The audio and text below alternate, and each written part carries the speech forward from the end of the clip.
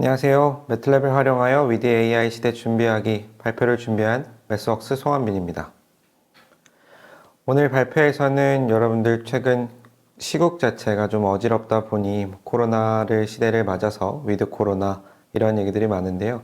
인공지능이란 기술 자체도 누구나에게 이제 적용되는 그러한 시대에 도달했고, 그래서 우리가 인공지능 시대와 함께 살아가는 위드 AI 시대를 준비할 때 어떤 식으로 준비를 해야 하는지, 현재 산업계에서는 어떠한 것들을 준비하고 있는지, 실제로 어떻게 인공지능 시스템을 개발하는지에 대해서 1시간 동안 여러분들께 공유하는 시간을 갖도록 하겠습니다. 잘 아시다시피 인공지능은 현재 산업계를 이끄는 메가 트렌드로서 굉장히 많은 연구기관들 그리고 회사들에서 인공지능 프로젝트에 대한 관심이 굉장히 많아졌습니다. 가트너의 보고서에 따르면 최근 3년간 인공지능 프로젝트가 각 회사별로 이제 10배 이상씩 증가했다라고 그런 식으로 보고가 되어 왔는데요. 그럼에도 불구하고 인공지능 자체가 굉장히 쉽게 적용할 수 있는 것은 아닙니다. 가트너 역시 다른 보고서에서 이러한 결과들을 내어줬습니다. 인공지능이라는 기술을 각 회사들, 각 업계에서 적용할 때 어떠한 부분들이 가장 큰 장벽으로 작용하고 있는지를 조사를 했는데요. 그에 따르면 각 엔지니어들이, 각 회사의 직원들이 가지고 있는 스킬의 부재와 데이터 기반의 모델링이라고 하는 머신러닝 기반의 모델링을 할 때 각 회사별로 가지고 있는 데이터의 퀄리티 문제를 꼽았고요. 마지막 하나로는 펑셔널 사일로라고 하는 것을 꼽았습니다. 이 펑셔널 사일로라고 하는 것은 간단하게 얘기 드리면 이전부터 있었던 개념인데, 각 회사에서 부서별로 각각의 기능들만 담당을 하기 때문에 그 부서별로의 어떤 협업하는 공간의 부재나 어떤 협업하는 환경의 부재, 그래서 그 기능별로의 어떤 사일로가 이루어졌다라는 게 이제 펑셔널 사일로로 볼 수 있는데요. 인공지능 시스템을 개발할 때는 굉장히 많은 단계들을 거쳐서 개발을 할 수가 있기 때문에 각 단계별로의 어떤 연결고리들, 각 단계들을 한꺼번에 커버할 수 있는 플랫폼의 부재 같은 것들로 꼽을 수가 있을 겁니다. 그럼 이 인공지능이 어떤 것이길래 이렇게 많은 관심을 갖고 있음에도 각 기업들이 활발하게 성공 사례를 내놓지 못하고 있는 것은 이유에 대해서 알아보기 전에 이제 인공지능이 어떤 것인지에 대해서 먼저 설명드리도록 하겠습니다. 인공지능이라고 하는 이 AI라는 용어는 1950년대부터 나왔던 개념이고요. 1950년대에 기계가 인간의 행동을 모방하는 그러한 테크닉들을 모두 인공지능이라고 얘기를 했습니다. 하지만 이제 연구 자체가 좀 지지부진하다가 1980년대에 들어서는 통계적인 기반의 머신러닝, 기계학습이라고도 하는 머신러닝 자체가 화두가 되었고요. 이 머신러닝이란 개념 자체는 통계적 기반으로 데이터만을 보여줬을 때 데이터에 숨어있는 패턴들을 컴퓨터가 알아서 학습하도록 하는 그러한 기법으로 볼 수 있습니다. 근데 이 머신러닝을 성공적으로 적용하는 데 있지만 범용적으로 활용이 되기에는 문제가 조금 있었고요. 그러한 부분에 있어서 2010년대에 들어서 딥러닝이라고 하는 기술이 화두에 오르게 되었습니다. 얼마 지나지 않았죠. 한 10년 정도 되어서 이제 메가 트렌드로 자리 잡은 기술인데, 딥러닝이라는 기술도 머신러닝의 한 분야로 볼 수가 있겠고요. 딥러닝은 특이하게 인간의 뇌의 구조를 본딴 뉴럴 네트워크 구조, 인공신경망 구조를 차용을 해서 데이터로부터 바로 그 데이터에 숨어있는 패턴들을 학습하고 그로부터 어떤 분류 결과를 내주거나 또는 회귀 결과를 내주거나 하는 작업들을 일컬어서 이제 딥 뉴럴 네트워크, 딥러닝이라는 말이 나타나게 되었고요.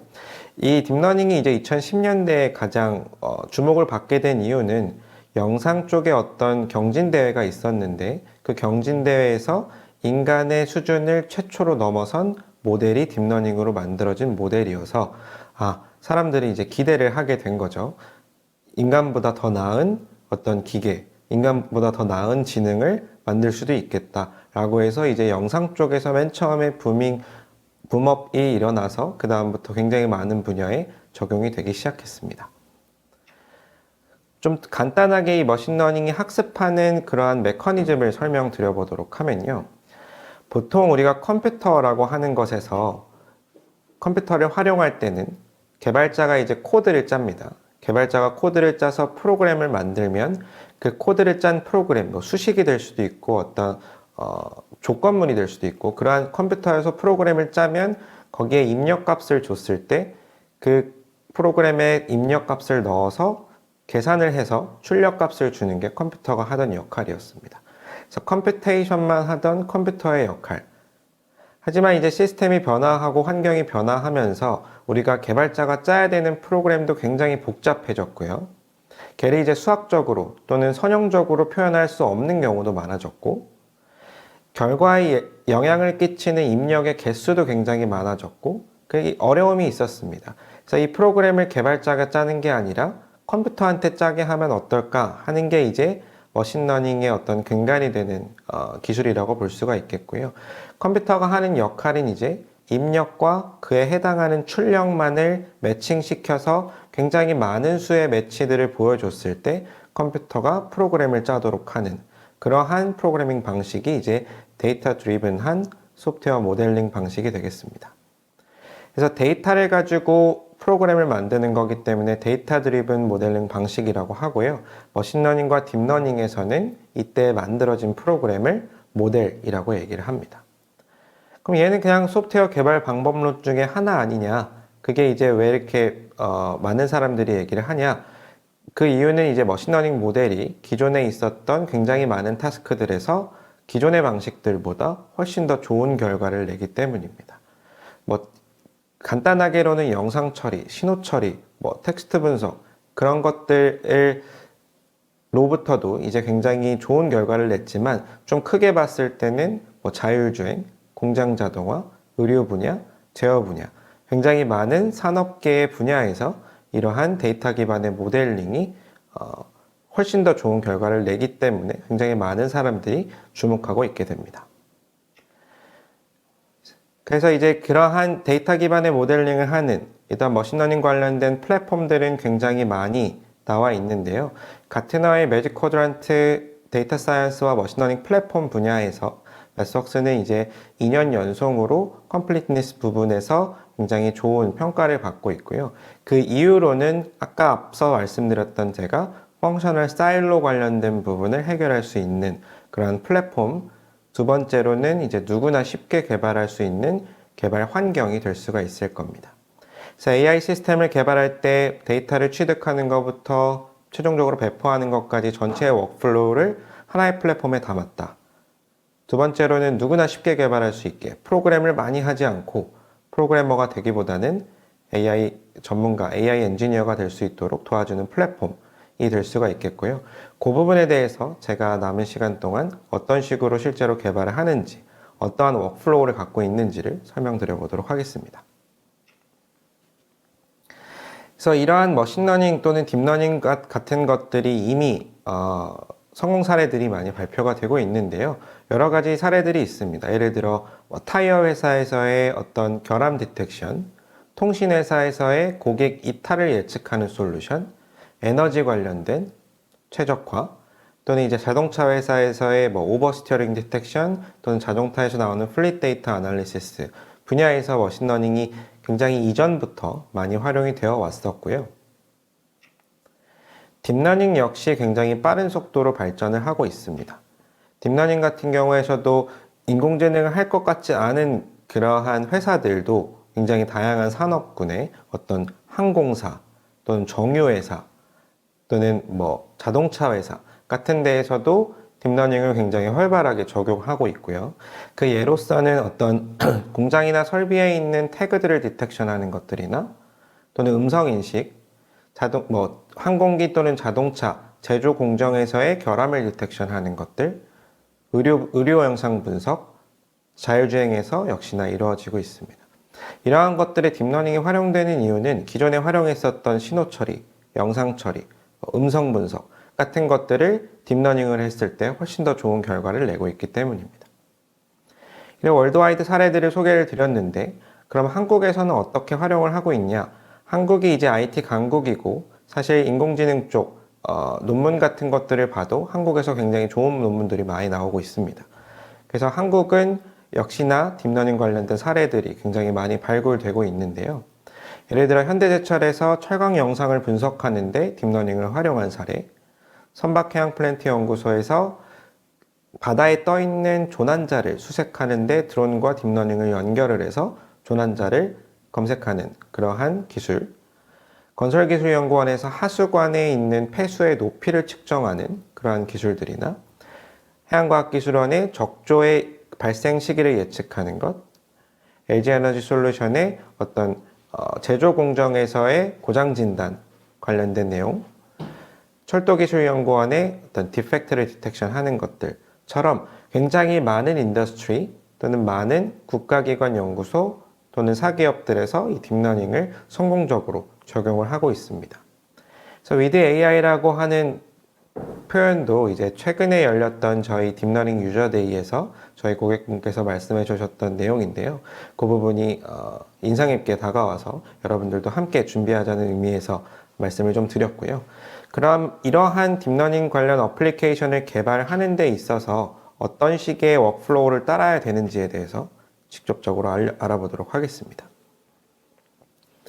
보통 AI 기반의 시스템을 설계하는 워크플로우는 크게 4단계로 나눠지고요. 데이터 준비, AI 모델링, 시뮬레이션, 배포 이렇게 됩니다.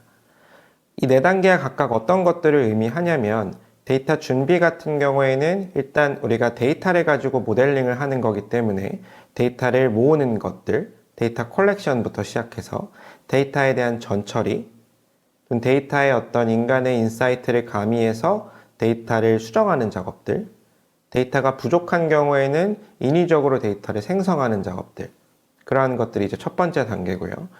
데이터가 준비되었다고 하면 그 다음부터는 조금 더 스트레이트포워드하게 갈 수가 있게 됩니다. 그래서 데이터를 가지고 AI 모델링 할 때 네트워크 아키텍처를 무엇으로 할지, 또는 머신러닝 알고리즘을 무엇으로 할지, 어떤 식으로 학습할지, 그렇게 학습이 끝나면 이 인공지능 모델이라고 하는 것이 보통은 굉장히 큰 시스템의 일부의 서브 모듈의 형태로 들어가기 때문에 기존의 시스템과 인테그레이션하고 시뮬레이션하고 검증하는 작업들, 최종적으로는 이 인공지능 모델을 누군가가 사용을 해야 되잖아요. 그런 것이 어떤 우리 핸드폰과 같은 디바이스가 될 수 있겠고, 또는 클라우드 단으로 배포하거나, 또는 뭐 공장과 같은 데서 활용할 경우에는 인베디드 디바이스들의 탑재가 될 수 있겠죠. 그래서 배포하는 것까지 전체의 워크플로우를 다 거쳐야 이제 하나의 인공지능 시스템이 만들어지게 되는데요. 각각에 대해서 간단하게 좀 살펴보도록 하겠습니다. 첫 번째는 이제 데이터 준비입니다. 앞서 제가 머신러닝의 개념을 소개를 드릴 때 머신러닝이라 하는 것은 데이터를 가지고 모델링을 한다. 데이터만을 보고 모델링을 하는 거기 때문에 데이터는 굉장히 중요합니다. 최근 인공지능 커뮤니티에서 가장 활발하게 논의되고 있는 부분이 이 데이터 센트릭한 AI라고 하는 컨셉인데요. 인공지능 모델을 개발할 때 80%의 노력을 데이터에 써야 인공지능 성능을 개선시킬 수 있다. 그러한 관점입니다. 생각해봐도 데이터만을 보고 모델링을 하는 거기 때문에 데이터가 굉장히 중요할 거고요. 실제로도 이제 제가 아래 장표를 가져왔는데 안드레이 카펫이라고 하는 AI 엔지니어, AI 개발자이고요. 현재는 이제 테슬라의 AI 리더로 있는 사람인데요. 이 사람이 이제 PhD를 할 때, 연구할 때는 데이터는 저만큼에 대한 맨아워를 활용을 했고, 모델과 알고리즘에 대해서 굉장히 많은 시간을 투자했다면, 실제로 산업에 와서 인공지능을 적용할 때 보니, 모델과 알고리즘보다는 데이터에 훨씬 더 많은 시간을 쓴다라는 겁니다. 사실 지금 생각해보면 이제 모델과 알고리즘은 인공지능 개발자들이 누군가가 굉장히 스테이트 오브 아트한 그러한 모델들을 만들어 놨을 거고 그런 것들의 차이는 거기서 이제 거기일 겁니다. 어느 정도 세츄레이션이 됐다고 보고요. 그러면 그 알고리즘에 내 데이터를 적용을 할 건데 내 데이터를 얼마만큼 잘 준비하느냐에 따라서 인공지능 모델의 성능이 갈라지게 되는 겁니다. 그래서 보통 이렇게 비유를 하는데요. 인공지능 모델링 학습을 하는 과정을 이제 음식을 조리하는 과정, 거기서 이제 필요한 재료들을 데이터라고 합니다. 그래서 재료가 좋으면 좋은 음식이 나오는 듯이 인공지능에서도 데이터가 좋으면 좋은 모델이 나올 수가 있는 겁니다. 그럼 이렇게 좋은 데이터를 모으는 작업들, 데이터를 준비하는 과정들은 어떤 것들이 있냐면 쉽게 생각하시겠지만 여러분들이 이제 신호나 시계열 데이터, 음성 데이터 같은 경우에는 전처리를 생각하실 수가 있을 거예요. 보시는 것처럼 우리가 로우 데이터를 받아서 거기서 어떤 노이즈를 없애기 위해 필터링을 한다거나 또는 이제 그 타임 시리즈 한 싱크로나이징을 맞추거나 시간 축에서만 보았던 것들을 주파수 축에서 보거나 또는 시간 주파수 변환을 해서 영상으로 보거나 그러한 식으로 여러 가지 방면에서 봄으로써 내 데이터를 얼마나 잘 표현할 수 있는지를 확인을 해 보실 수가 있고요.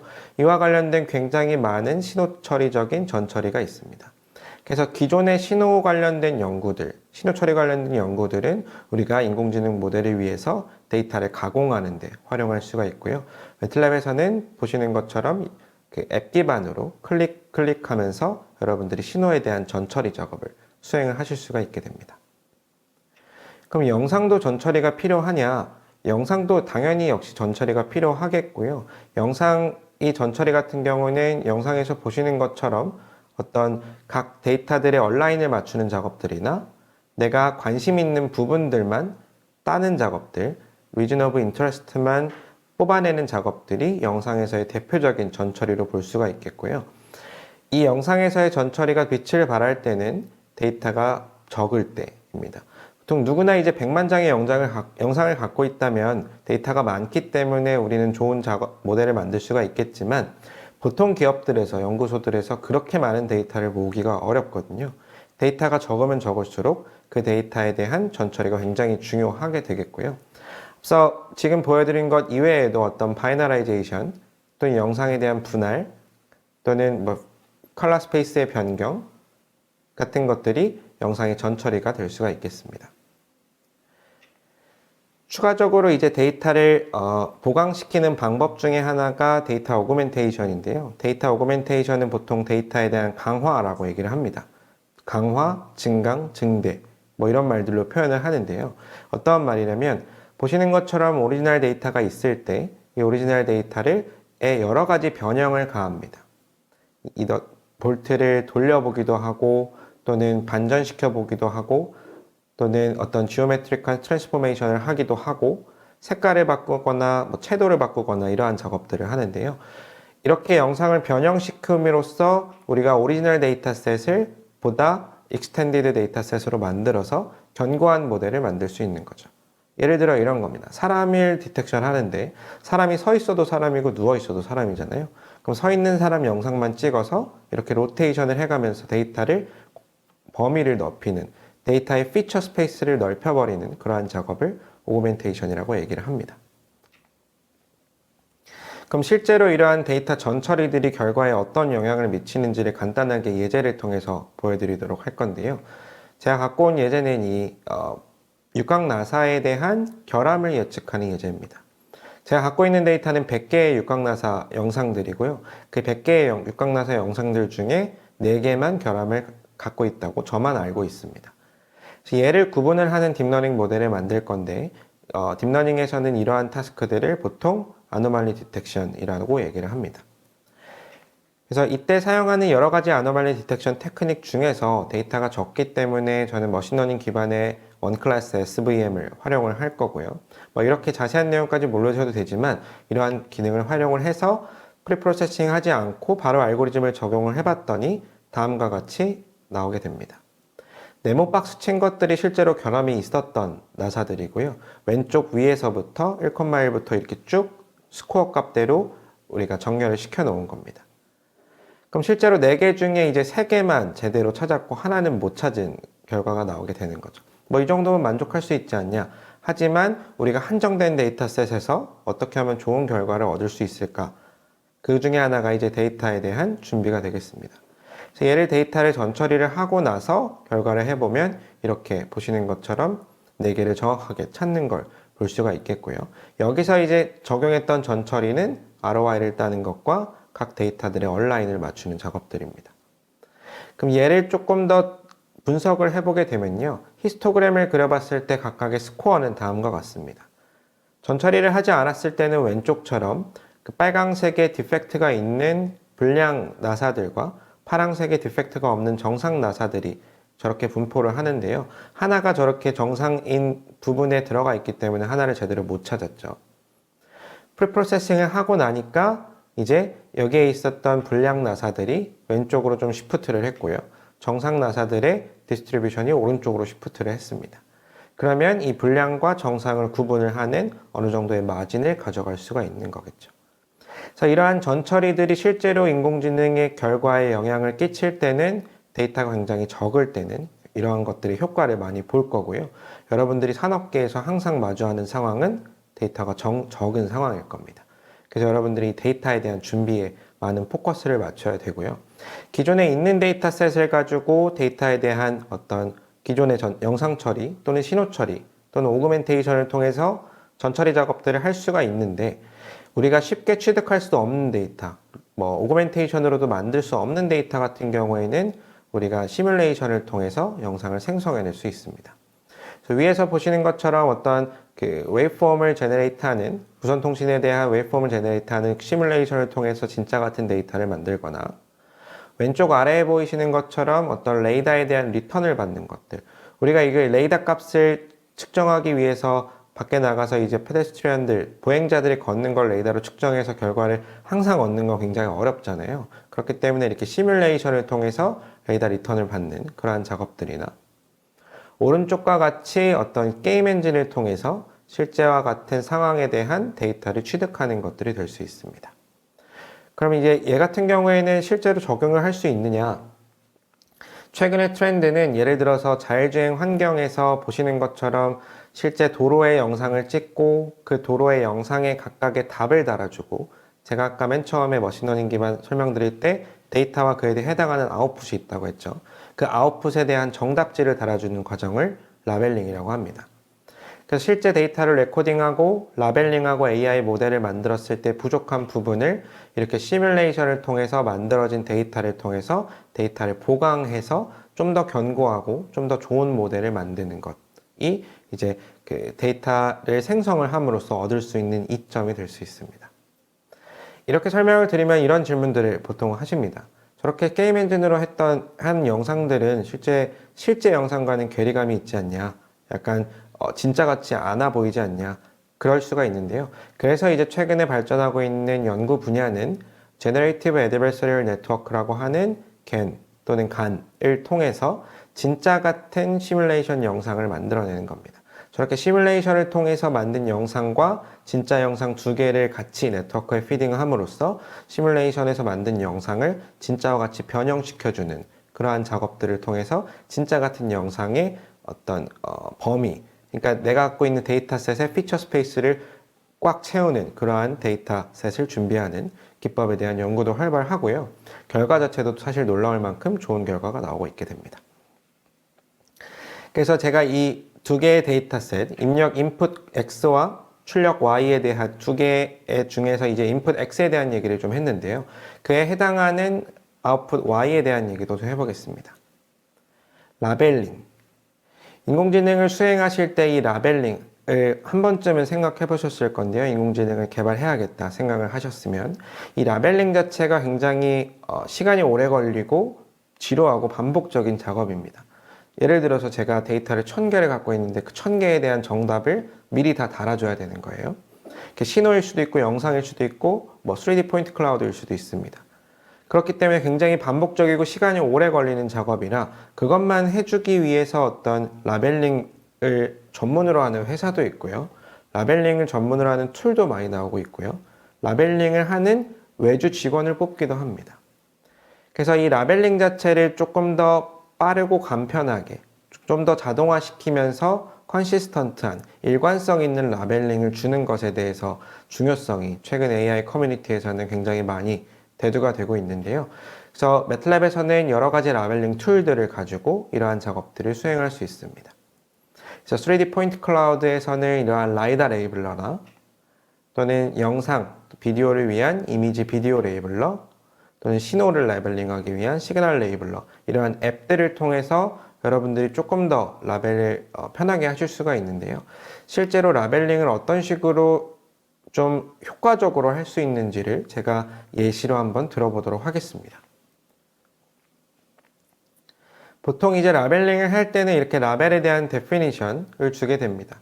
그래서 저는 사람을 라벨링 할 거고, 그 사람은 네모 박스, 렉탱글하게 라벨링을 할 겁니다. 그럼 이제 이 프로젝트를 발주하는 입장에서는 이렇게 주게 되죠. 바운딩 박스를 활용을 해서 사람의 포지션을 인디케이트 할 수 있도록 라벨링을 해라. 그럼 그것만 가지고 여러 명이 보통 라벨링을 하는데요. 여러 명이 라벨링할 때 다르게 할 수가 있다는 겁니다. 예를 들어서 이런 겁니다. 저는 이러한 축구 영상을 가져왔는데요. 저희 매스웍스 한국지사의 축구 연습 영상입니다. 여기서 이제 사람을 라벨링을 하고 싶어요. 사람을 라벨링할 때 라벨링하면 누구나 그냥 똑같이 라벨링 할 수 있지 않느냐 하겠지만 이러한 경우가 발생합니다. 그래서 라벨러 1은 겹쳐진 사람에 대해서 따로따로 이렇게 라벨링 할 수가 있고요. 뒤에 있는 것도 사람이니까 이렇게 라벨링을 해라. 여기에 대해서 라벨링 2개를 달 수가 있고요. 또 다른 라벨러 2는 또 다른 판단을 할 수가 있겠죠. 겹쳐져 있으니까 그냥 뭉뚱그려서 하나만 얘가 person이다 라고 라벨링 해라. 또 다른 라벨러 3라는 사람은 뒤에 있는 가려진 건 빼고 앞에 있는 사람을 라벨링 해라. 그러니까 이렇게 라벨러마다 크라이테리아가 다르게 되면 인공지능이 제대로 학습을 할 수 없게 됩니다. 그래서 컨시스턴트한 라벨링을 주는 게 굉장히 중요하고요. 보다 컨시스턴트하고 그 다음에 이제 자동화된 라벨링을 위해서 알고리즘을 활용할 수 있습니다. 저희는 이제 비전 기반, 영상 기반, 신호 기반 알고리즘들이 있잖아요. 그 중에서 이제 피플 디텍터라고 하는 비전 기반의 알고리즘을 통해서 보시는 것처럼 자동으로 라벨링 작업을 수행을 하실 수가 있게 됩니다. 얘는 이제 룰 기반으로, 알고리즘 기반으로 하는 거기 때문에 매번 같은 결과를 낼 거고요. 같은 크라이테리아를 갖고 있을 겁니다. 그래서 비전 기반으로 이렇게 라벨링 앱을 하고 나중에 이렇게 수정 작업을 하실 수도 있는 거고요. 또는 보다 진보된 알고리즘이 나는 있다. 뭐 이러한 비전 기반의 알고리즘보다 나는 딥러닝 기반의 알고리즘을 가지고 라벨링을 수행을 하고 싶다 할 경우에는 나만의 알고리즘을 여기다가 포팅을 해서 라벨링 작업을 수행할 수 있습니다. 저는 오브젝트 디텍션 모델 중에 욜로 V4를 가지고 라벨링을 하는 작업을 수행을 해보도록 할 건데요. 그래서 동일하게 이제 런 버튼을 누르게 되면 내가 임포팅한 알고리즘을 가지고 라벨링 작업이 수행이 됨을 볼 수 있습니다. 그럼 제가 이렇게 한 땀 한 땀 모든 바운딩 박스를 쳐야 되는 것들에 대한 시간이 굉장히 세이브가 되고요. 나는 마지막에 한번 검수만 하면 되는 겁니다. 그리고 훨씬 더 좋은 컨시스턴시를 가지는 라벨링 작업을 수행할 수가 있겠죠. 그래서 이제 여러분들이 실제로 라벨링을 수행할 때는 어떤 명확한 크라이테리아를 가지고 있으셔야 되는데요. 이 케이스에서만 예를 들어보면 오클루디드 오브젝트는 무시해라 라는 것과 한 바운딩 박스에는 한 명의 사람만 들어와야 된다. 그리고 사람을 라벨링할 때 전체의 바디 포즈가 나왔을 때만 라벨링 작업을 수행을 해야 된다 라는 그러한 것을 해주셔야 됩니다. 그래서 이런 식으로 라벨링 크라이테리아를 명확하게 잡고 수행을 하실 수가 있게 됩니다. 그래서 여기까지 이제 라벨링을 마치게 되면 그 다음에는 여러분들이 알고리즘을 적용을 해서 모델을 학습하실 수가 있는데요. 머신러닝 기반, 딥러닝, 강화학습, 회귀분석 같은 것들 알고리즘을 활용하실 수가 있고 영상 쪽에서는 미리 학습된 네트워크들 같은 것들을 가지고 바로 프레딕션을 하거나 여러분들의 태스크에 맞는 어떤 전이 학습 작업을 수행을 하실 수도 있게 됩니다. 그 와중에 이제 여러 가지 레퍼런스 이그젬플들을 활용을 하실 수가 있는데요. 이러한 것들을 통해서 보통은 매스웍스 고객들은 이러한 예제를 통해서 각각의 문제들을 푸는 스타팅 포인트로 잡게 됩니다. 네, 이렇게 모델링을 할 때 저러한 알고리즘들이 있는 건 알고 있어요. 그러면 어떻게 저런 것들을 활용합니까? 그래서 매틀랩에서는 누구나 이제 쉽게 머신러닝 모델이나 딥러닝 모델을 학습할 수 있게 앱 기반의 워크플로우를 지원을 합니다. 그래서 분류 문제에서는 클래시피케이션 러너, 회귀 분석 문제에서는 리그레션 러너 같은 것들을 활용할 수가 있는데 예를 들어 이렇게 됩니다. 제가 이제 데이터를 준비를 했어요. 정상인지 비정상인지를 분류하는 데이터를 준비를 해서 폴트 코드를 리스폰스 베리어블로 잡고 그 다음에 세션을 시작하면 앱상에서 우리가 학습하고 학습된 결과들을 비교하고 하는 작업들을 할 수 있습니다.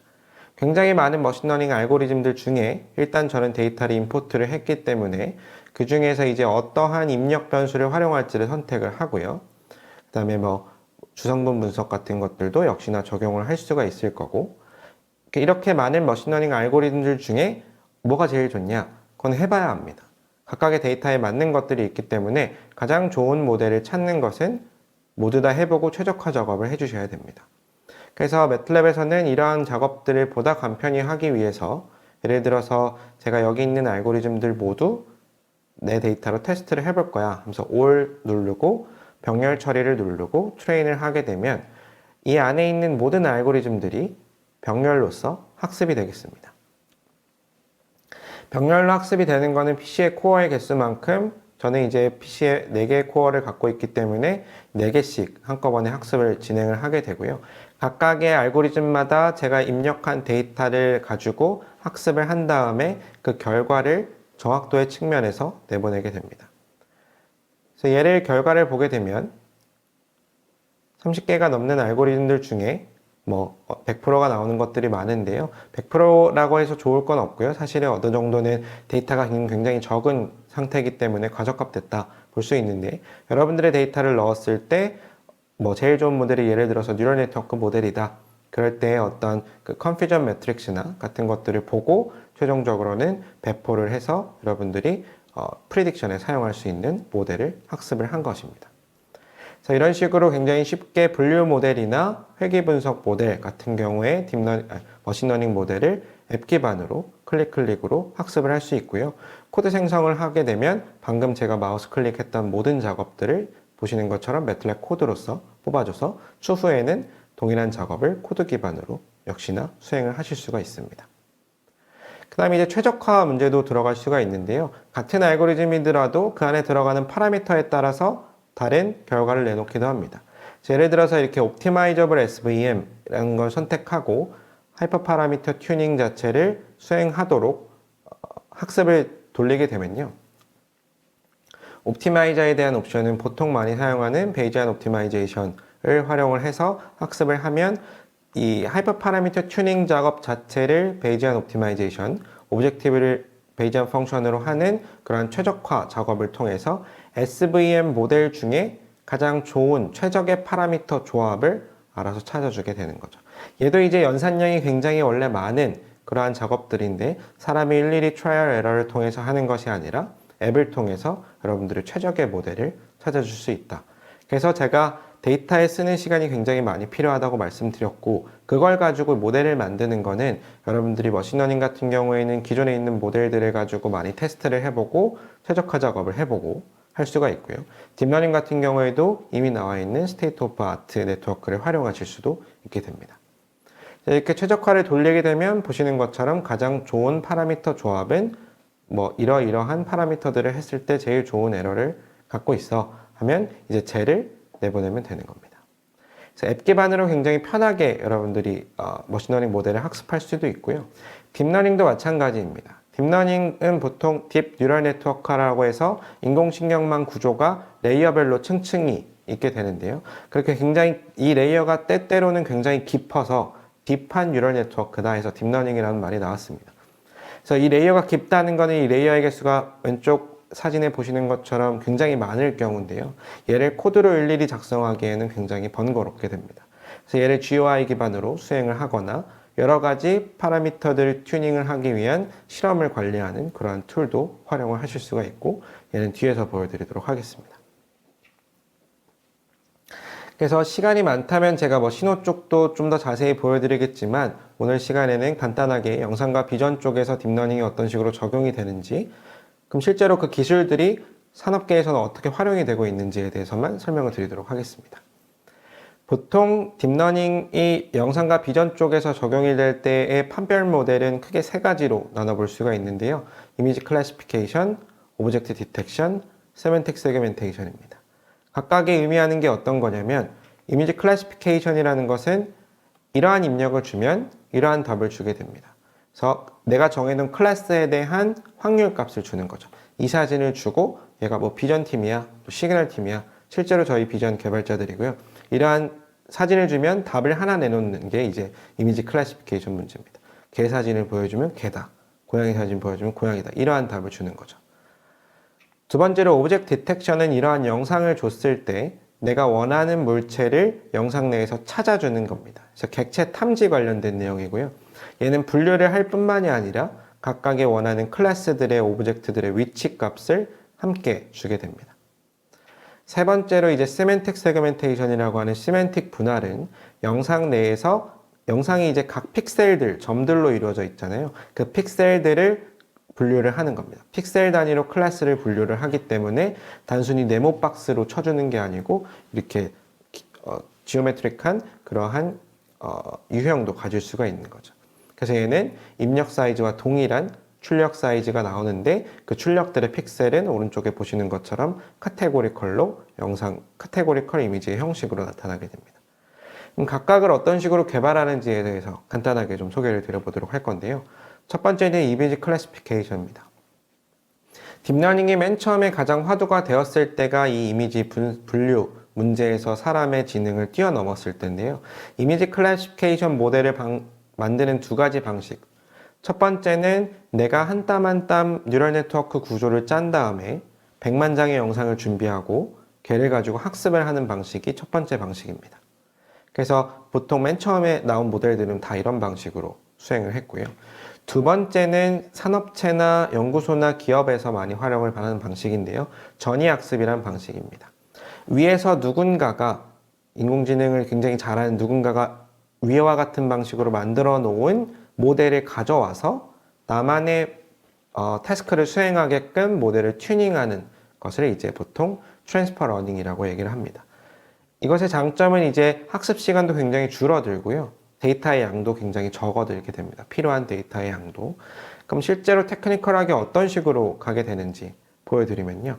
보통 컨볼루션 뉴럴 네트워크는 이런 형식으로 생겼고요. 딥러닝에서 활용하는 가장 대표적인 뉴럴 네트워크가 컨볼루션을 활용한 컨볼루션 뉴럴 네트워크입니다. 제가 아까 딥 뉴럴 네트워크는 각 레이어들이 이렇게 쌓여 있다고 말씀을 드렸는데 왼쪽에서 영상이 들어오면 영상이 이제 오른쪽으로 쭉 통과를 하는 겁니다. 쭉 통과를 함으로써 가운데 있는 이 컨볼루션 연산, 르루, 풀링 같은 부분에서 영상의 특징을 뽑아내는 작업들을 하고요. 영상에 뽑은 특징들을 분류하는 작업은 맨 마지막 단에 하게 됩니다. 그래서 이렇게 학습 과정이 100만 장의 영상을 보여줌으로써 계속 보여주니까 얘는 결과적으로는 영상의 특징을 굉장히 잘 잡을 거고 걔를 가지고 분류도 잘할 겁니다. 누군가가 이렇게 힘들게 만들어 놓은 프리트레인드 모델, 기학습된 모델이라고 얘기를 하는데요. 그러한 모델을 가져와서 나는 뒷부분만 바꿔주게 되는 겁니다. 그래서 왜냐하면 이제 앞단에 있는 것들은 피처 러닝에 해당하는 부분, 영상의 특징을 뽑아서 피처 벡터를 만드는 부분은 이미 100만 장의 영상으로 누군가 해놨기 때문에 굉장히 잘할 거예요. 영상의 특징은 굉장히 잘 뽑을 거예요. 근데 제가 분류하고 싶은 거는 지금 오른쪽에 있는 것처럼 자동차냐 트럭이냐가 아니고 저는 비전 팀이냐 시그널 팀이냐를 분류를 하고 싶으면 저는 뒷부분만 네트워크를 수정해서 새로운 데이터를 집어넣어서 학습을 수행합니다. 그때 필요한 새로운 데이터는 100만 장보다 훨씬 적은 영상이 필요할 거고요. 그리고 학습을 하게 되면 가운데 있는 부분은 사실 거의 변하지 않고 오른쪽에 있는 새로 바꾼 레이어들만 값이 변하면서 학습이 되는 방식이 이제 트랜스퍼 러닝이라고 하는 전이학습 방식입니다. 그럼 제가 이게 말로 설명드렸던 이 과정을 실제로 코딩을 어떻게 해요? 어려울 것 같은데 그 부분을 좀 보여드리도록 하겠습니다. 앱 기반으로 좀 해보도록 할 거고요. 저는 이제 보통 이제 우리가 지나가다가 꽃 봤을 때 꽃 분류기 같은 거 네이버에서 찾아보잖아요. 꽃 분류기를 만들어 보도록 할 겁니다. 그래서 폴더에다가 이렇게 데이지꽃, 장미꽃, 해바라기, 튤립 이렇게 5개의 꽃을 폴더에다가 각각 데이터를 집어넣어 놨어요. 이렇게 데이터를 준비하고 별다른 전처리는 일단 안 했다고 가정을 해보겠습니다.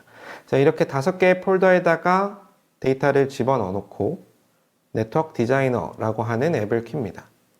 이 네트워크 디자이너가 앞서 말씀드렸던 딥 뉴럴 네트워크를 수정하고 설계하고 학습하는 툴이 되는 거고요.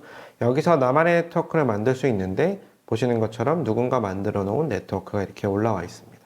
보통 커뮤니티에서 많이 활용하는 네트워크들이고요. 이 중에서 저는 하나를 골랐어요. 스퀴즈넷을 활용을 해볼 겁니다.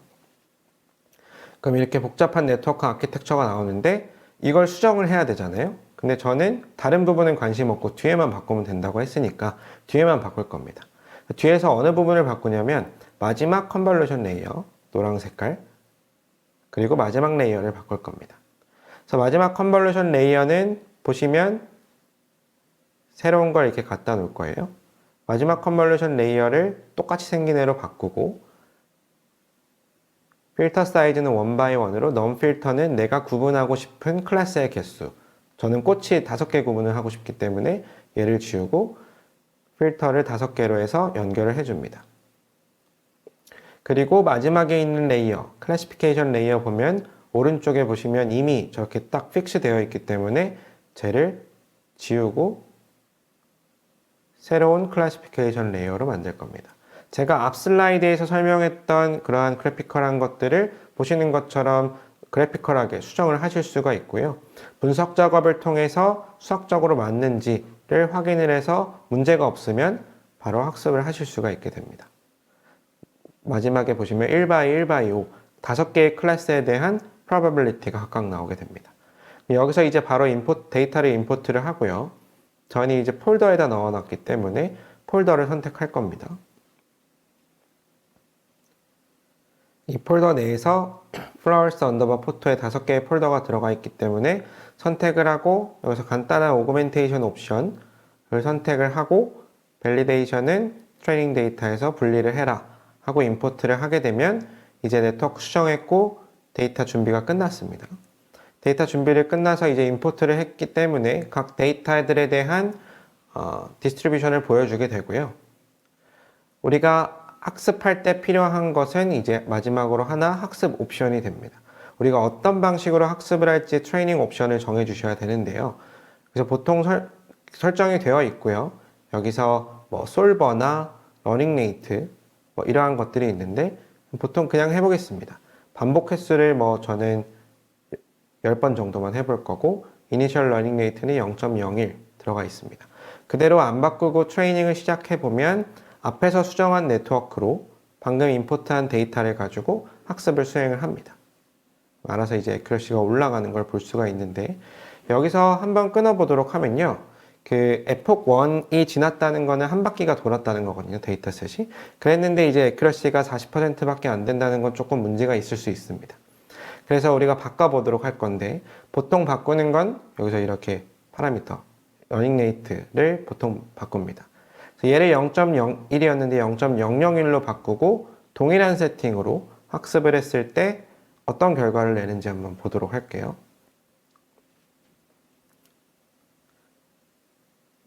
동일하게 수행을 했을 때 동일하게 이제 에폭 1까지만 한번 돌려보고 결과를 보도록 하면요.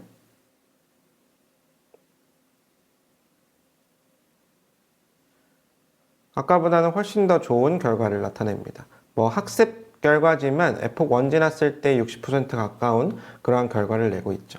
그렇기 때문에 데이터가 정해져 있더라도 이렇게 하이퍼 파라미터를 뭘로 하느냐에 따라서 다른 결과를 나타내게 되고요.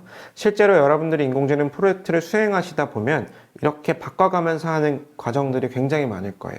보통 우리가 보고서 쓸 때도 파이널, 파이널 1, 파이널, 파이널, 리얼 파이널 막 이런 거 하잖아요.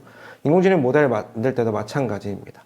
그렇기 때문에 여러 가지 파라미터들을 바꿔가면서 수행을 할 수 있도록 도와주는 툴 자체가 아까 제가 말씀드렸던 익스페리먼트 매니저입니다. 그래서 익스페리먼트 매니저를 간단하게 좀 보여드리도록 하면요. 제가 바꿔보고 싶은 건 2개예요. 저는 지금 러닝 레이트 하나 바꿔봤는데 그거랑 또 하나는 우리가 아까 프리트레인 모델 가져올 때 스퀴즈넷을 가져왔잖아요. 그래서 프리트레인 모델을 다른 거를 한번 가져와 보도록 해볼게요. 그래서 익스페리먼트 매니저를 열어보면 예제들이 들어가 있고요. 저는 이제 미리 만들어 놓은 예제를 가지고 설명을 드려보도록 하면 여기서 우리가 수행할 모든 실험들을 관리를 하는 겁니다. 여기서의 하이퍼 파라미터는 내가 뭘 바꿔가면서 실험을 할지 스퀴즈넷, 구글넷, 레즈넷 18 이렇게 바꿔가면서 하고 그때마다 어떠한 작업들을 해야 되는지를 셋업 펑션에서 주게 되는데요. 얘는 이제 예제로서 다 제공이 되고 있어서 여러분들이 사실 데이터만 준비하면 바로 수행을 해보실 수 있게 됩니다. 그래서 약간은 뭐 복잡해 보일 수도 있지만 얘는 이제 이미 세팅이 되어 있는 거고요. 하이퍼 파라미스 이 파람스라는 변수 안에다가 이 네트워크 이름들을 넣어가지고 바꿔가면서 수행을 할 겁니다. 그래서 스위치 케이스 문으로 네트워크가 뭐일 땐 뭐, 뭐일 땐 뭐, 이러한 것들을 선택을 하고, 그 다음에 아까 우리가 앱상에서 했었던 네트워크 수정하는 작업을 코드로 작성을 해 놓은 겁니다. 그래서 트랜스퍼 러닝을 위해서 뒷단만 바꾸는 그런 걸 코드로서 이미 작성을 해놨기 때문에 사실 자동화가 되어 있는 거라고 볼 수가 있을 거고요. 그 다음에 이제 트레이닝 옵션을 바꿔보도록 할 건데, 옵션의 러닝 레이트가 지금 3 곱하기 10의 4승으로 되어 있는데, 걔를 얘도 이제 다른 걸로 한번 바꿔보면서 테스트를 해보고 싶은 거죠. 그래서 LR이라고 해놓고 얘는 나는 0.001이랑 0.0001 두 가지를 한번 테스트를 해보고 싶어. 이런 식으로 세팅을 하고 이 LR이라고 하는 것을 방금 보셨던 스크립트에다가 집어넣어 주시면 됩니다. 파람스 안에 들어가 있는 LR이라고 코드를 작성을 한 다음에 저 익스페리먼트들을 돌리게 되면 우리가 굉장히 많은 시간 수행해야 됐던 그러한 실험들을 자동으로 수행하실 수가 있는 거죠. 여기서도 이제 패러럴하게 런해라 하게 되면 네트워크지는 지금 3개를 바꿔볼 거고요. 러닝 레이트는 2개를 바꿔볼 거기 때문에 2개의 경우의 수는 6개가 나오죠. 6개에 대한 익스페리먼트들을 알아서 쭉 수행을 할 거고요. 그 수행 중에서 가장 좋은 결과를 나타내는 것은 어떤 것인가 같은 것들을 확인을 해 보실 수가 있게 됩니다. 그래서 이제 연구실에서 연구하다가 집에 가기 전에 이거 틀어놓고 다음날 아침에 와가지고 그 결과에 대한 것을 보시면 되는 거죠. 각각의 결과들이 저장되기 때문에 사실 보고서 쓰기도 굉장히 좋고요. 논문 쓰기도 좋고 실제 프로젝트에서도 이렇게 많이 하기 때문에 여러분들이 활용하실 수 있을 것 같습니다. 네, 그러면 실제로 이러한 트랜스퍼 러닝이라고 하는 기술을 어디에 적용을 하고 있냐면 일본의 무사시 같은 회사 또는 칸사이 일렉트릭 파워 같은 회사에서는 이러한 디펙트를 찾는데 이러한 작업들을 많이 하고 있습니다. 이렇게 아노말리 디텍션, 어떤 결함을 찾는 것들은 정상 또는 비정상 이 2개잖아요. 2개에 대한 클래스를 분류할 때는 굉장히 편하게 전이학습을 할 수 있기 때문에 왼쪽과 같이 결함이 있는 너트를 찾거나 오른쪽과 같이 파이프에 대한 분석을 하거나 하는 데서도 이 트랜스퍼 러닝을 통해서 이미지 클래시피케이션 문제로 실제로 적용을 하고 있습니다. 두 번째는 이제 오브젝트 디텍션입니다. 여기서부터는 좀 짧게 설명을 좀 드리도록 할 건데요. 오브젝트 디텍션 같은 경우에는 영상 안에서 원하는 객체의 위치를 찾는, 그러니까 오브젝트에 대한 클래시피케이션과 로컬라이제이션 2개 다 수행을 하는 게 이제 오브젝트 디텍션이고요. 실제로 생활에서 굉장히 많이 활용되는 기술 중에 하나입니다. 얘 같은 경우에는 어떤 식으로 해볼 수 있냐, 예제를 통해서 좀 보여드리면요. 욜로 계열의 알고리즘들이 있어요. 그래서 오브젝트 디텍션이 여러 가지 알고리즘 중에 욜로 계열이 있는데 그 중에 이제 V3로 한번 해보고 싶다. 그럼 매틀랩에서 보시는 것처럼 미리 학습된 오브젝트 디텍션 모델을 불러올 수 있습니다. 그러면은 이제 코코 데이터셋으로 학습된 욜로 V3 오브젝트 디텍션 모델을 불러와서 나만의 영상을 지금처럼 읽고요. detect라는 함수에 위에서 불러온 디텍터와 나의 영상을 집어넣습니다. 이러면 이제 프레딕션이 되는 거고요.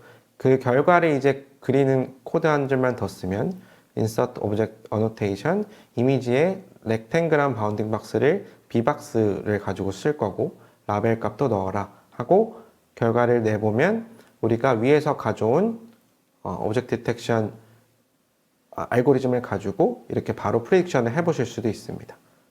그래서 얘를 가지고 바로 네트워크를 아날라이즈를 하거나 딥 네트워크 디자이너에서 여러분들이 결과를 보실 수도 있는 거고요. 이런 식으로 미리 학습된 네트워크를 가져와서 전이 학습을 하거나 또는 여러분들만의 네트워크 아키텍처를 만들 수도 있습니다.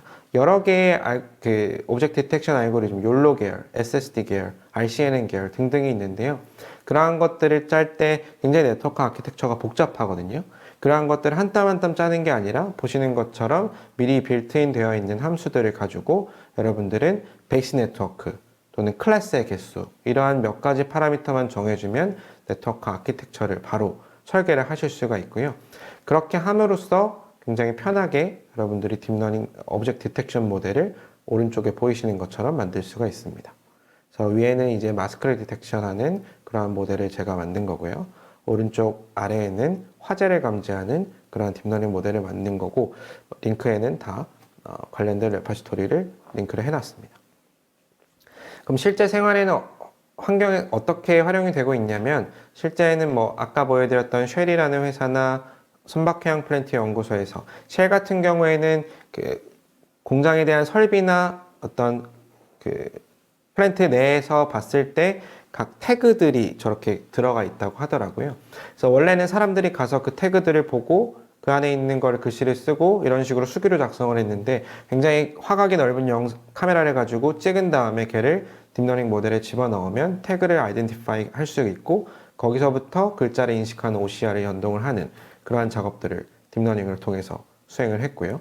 삼박해양 플랜트 연구소는 아까 말씀드렸던 것처럼 드론에 카메라를 달아서 딥러닝 모델을 연결을 시켜서 해상에 있는 떠다니는 것들이 뭐 쓰레기인지 물고기인지 아니면 조난자인지 그러한 것들을 구축하는 시스템을 매틀랩을 활용해서 수행을 하셨습니다. 세 번째로 이제 세멘틱 세그멘테이션입니다. 세멘틱 세그멘테이션은 말씀드렸던 것처럼 영상을 모두 픽셀 단위로 분류를 하는 겁니다. 그래서 입력과 동일한 사이즈의 영상이 나오는 게 이제 아웃풋이 되겠고요. 이것은 굉장히 다양한 분야에 사용이 되고 있고, 사실 한국에서 딥러닝을 가지고 가장 많은 사례를 배출한 것도 이 세멘틱 세그멘테이션입니다.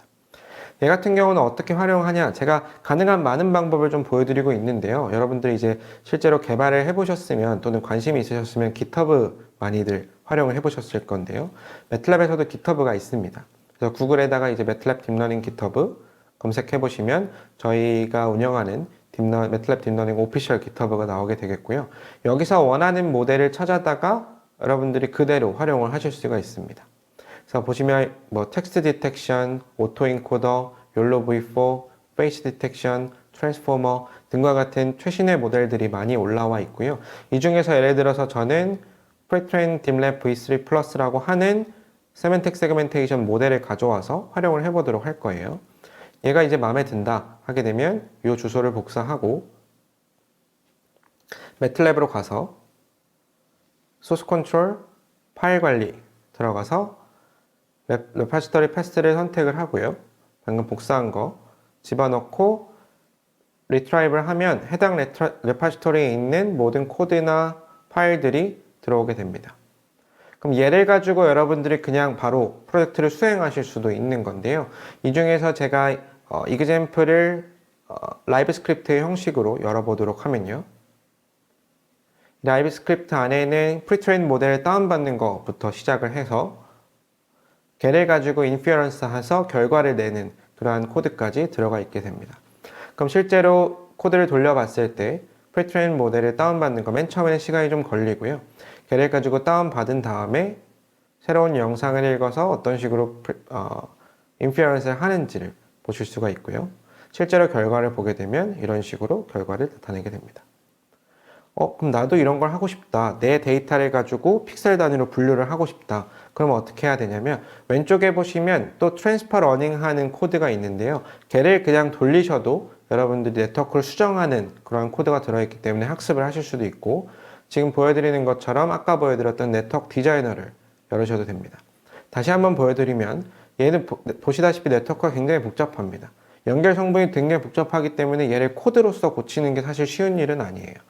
얘도 동일하게 모든 세멘틱 세그멘테이션 네트워크가 그렇진 않지만 얘도 트랜스퍼 러닝 할 때는 마지막에 있는 컨볼루션 레이어만 수정을 해주면 수정을 할 수 있습니다.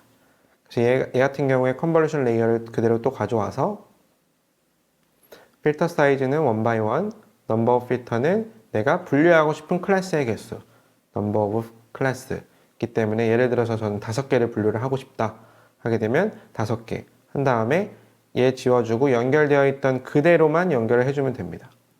여기 이렇게 되어 있고 이렇게 되어 있고, 그리고 수학적으로 의미가 있는지를 아날라이즈 작업을 수행을 해봐야 되는데요. 지금 아웃풋 사이즈가 513x513x21이라는 것은 입력 사이즈가 513x513이고 출력 사이즈는 21은 각 클래스에 대한 probability이기 때문에 21개의 클래스에 대한 클래시피케이션 작업을 한다라는 겁니다. 그렇기 때문에 쟤도 지우고 아날라이즈를 할 거고, 저는 5개의 클래스를 분류하고 싶기 때문에 최종 결과가 513 by 513 by 5가 나오면 제대로 네트워크를 수정을 한 거겠죠. 자, 아날라이즈 작업을 하게 되면 입력 사이즈를 봤을 때 513 by 513 by 3 RGB 영상이 들어오고요. 걔를 쭉 내려서 각각이 어떤 것들인지 모르겠지만 맨 밑으로 내려서 보면 513 by 513 by 5 제대로 네트워크를 수정했구나. 그러면 여기서부터는 우리가 라벨링 앱을 통해서 라벨링한 데이터를 집어넣어서 학습하면 바로 세멘틱 세그멘테이션 모델을 만드실 수가 있게 됩니다. 그래서 저희가 이러한 세멘틱 세그멘테이션 이그젬플들을 다큐멘테이션에도 집어넣고 깃허브에도 넣었는데 저희가 쉬핑 이그젬플은 이걸 집어넣어 놨습니다. 자율주행에서 활용할 수 있는 어떤 도로나 인도, 빌딩, 나무 이런 것들을 분류하는 그러한 예제를 집어넣어 놨는데 저희 고객들은 이 예제를 가지고 굉장히 다양한 엔지니어링 문제들을 풀게 되었습니다.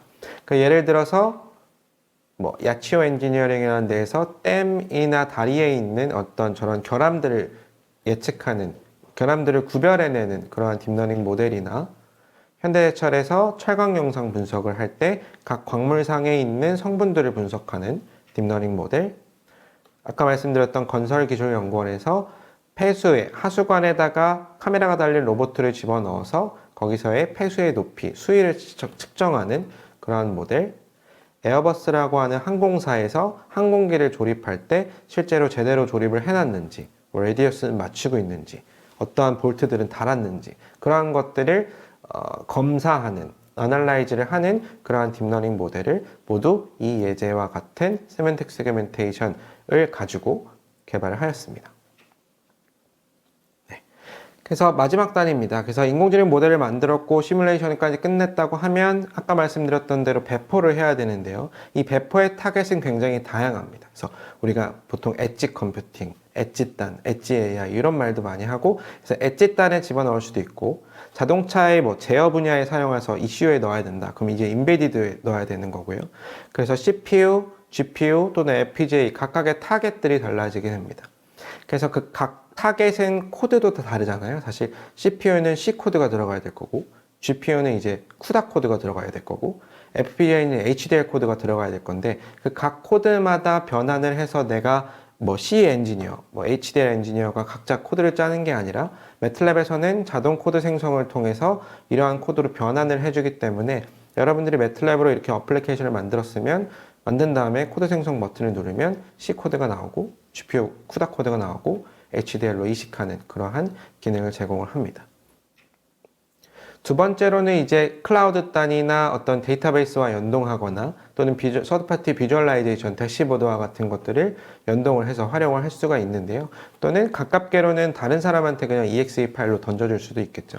그래서 인베디드 옵션이란 이러한 옵션 둘 다 활용하실 수가 있는 거고요. 그와 관련된 사례 하나를 소개해 드리면 최근에 이제 LG 에너지 솔루션에서는 딥러닝 기반으로 공장에 있는 어떤 배터리 생산 공정에서의 어떤 설비품에 대해서 고장 진단 그리고 컨디션 모니터링 작업을 수행을 했습니다. 그래서 실제로 라인에다가 배포를 하는 작업까지 수행을 했고요.